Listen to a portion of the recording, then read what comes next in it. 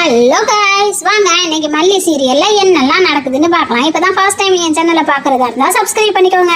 இந்த தீபிகா மேடத்துக்கு கொஞ்சம் கூட இறக்கமே இல்லை. அன்னைக்கு தான் வெண்பா குட்டியை மிரண்டதுக்காக இன்னைக்கு தண்டனை அனுபவிச்சுக்கிட்டு இருக்காங்க. சஸ்பெண்ட் ஆகி வீட்டில் இருக்காங்க. மறுபடியும் வெண்பா குட்டி போட்டியில் கலந்துக்க கூடாதுன்னு சொல்லி வெண்பா குட்டி சூளை உடஞ்ச கண்ணாடி துண்டுகளை எடுத்து போட்டுடுறாங்க. ஆனால் இந்த விஷயம் தீபிகாவோட பொண்ணு ஐஸ்வர்யாவுக்கும் தெரிஞ்சிருது. ஐஸ்வர்யாவோட ஃப்ரெண்டு ஃபோன் பண்ணி ஐஸ்வர்யா கிட்ட சொல்கிறாங்க, வெண்பாவுடைய ஷூவில் உடஞ்ச கண்ணாடி துண்டுகளை போட்டது வேற யாரும் இல்லை, உங்கள் அம்மா தான் அப்படின்னு சொல்கிறாங்க. அதை கேட்டதும் ஐஸ்வர்யாவுக்கு சரியான கோபம் வந்துடுது. அவங்க அம்மா மேலே ரொம்ப கோவப்பட்டு ரூமில் போய் படுத்து அழுதுட்டு இருக்காங்க.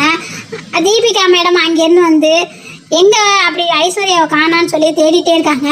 ரூமில் படுத்துருக்கவும் வந்து பார்க்குறாங்க. ஏன் ஐஸ்வர்யா படுத்திருக்க அப்படின்னு சொல்லி எழுப்பும்போது அவங்க அழுதுட்டு இருக்கிறத பார்த்துடுறாங்க. ஏன் அழுகுற அப்படின்னு சொல்லி கேட்குறாங்க.